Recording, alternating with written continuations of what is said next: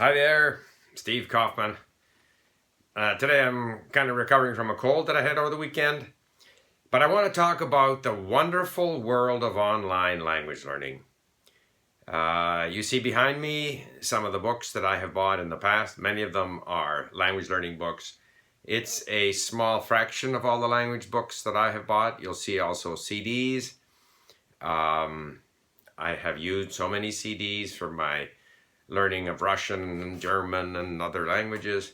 Nowadays, most of the content that I need, I can find online. And I can find it more easily. I can download it. I can get access to it right away. I can integrate it with LingQ, which is where I like to learn languages, which enables me then to use a lot of language learning functionality.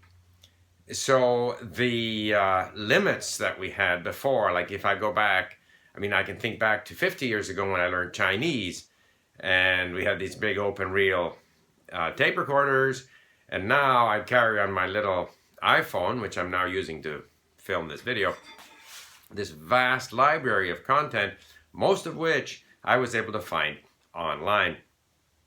And I am disappointed that more language learning book publishers don't take better advantage of this. For example, Assimil. In my Arabic learning, I have been mixing Assimil with our mini stories.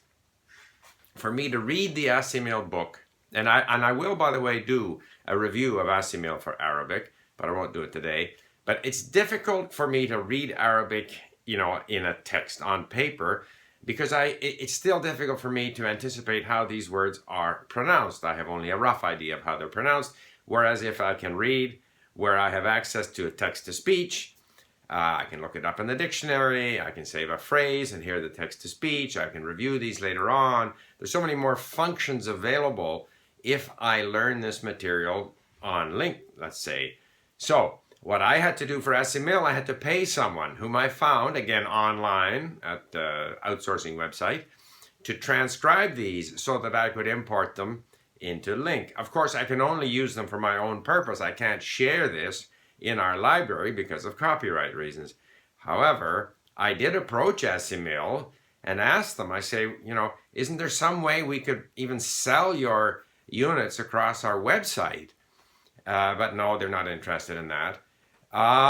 They should sell the e-text. I would gladly, even after having paid for the book and the CDs, I would gladly have paid for a transcript of the Arabic text for download, but it's not available. And I think so many of these language books, which are very well done, very good audio, at least in the case of Assimil, the audio is excellent, and there's no other language there, it's just Arabic. It should be possible to access this material online. I think the textbook publishers are losing out in that regard.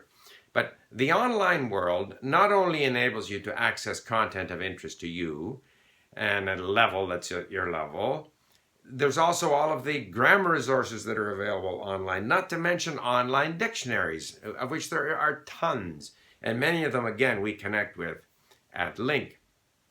And it's interesting, content is so important to language learning. And I had an exchange on Twitter, by the way, where a teacher at an English language teaching conference made a presentation about how to be a feminist language teacher. And I commented that I didn't think that this was such a good idea, that language teachers should teach language and shouldn't teach values, however wonderful these values may be. So there was a bit of a back and forth about that. And one language teacher commented that, no, and so then I said the teacher should just allow learners to learn from whatever they're interested in. And the return comment on that was, well, this was in England, the curriculum is such that people have to study certain items. And I think that's another problem. I think the online learning world, language learning world, makes it possible for a far greater variety of material to be used as learning material. Now, you don't want to make it unlimited. If you're in a school, you limit it to a certain range, but it's easy enough. The kids don't have to buy a whole bunch of textbooks. it's easy enough to enable them to go and search out things of interest and learn from that and use all the tools that are available online. And this gets back again to the whole issue of the role of teachers changing. While on the subject of online learning, there was another, and again, interaction with people on Twitter and Facebook is another aspect of the sort of online world of language learning that we're now in. And someone pointed out that there was a teacher, or there is a program where they teach Arabic literature, starting with the translation, so that people read the fable or the poem or whatever it might be in translation first, and then access it in Arabic. In a way, that's a good idea, because the more familiar you are with the content, the easier it is to, process the new language. I'm not sure I'd want to do that myself, because part of the fun of reading literature is discovering that piece of work. I wouldn't want to read all of, a Ukrainian book on history in English and then go and read it in Ukrainian. I would rather face that content in Ukrainian once I'm at a level where I can do so.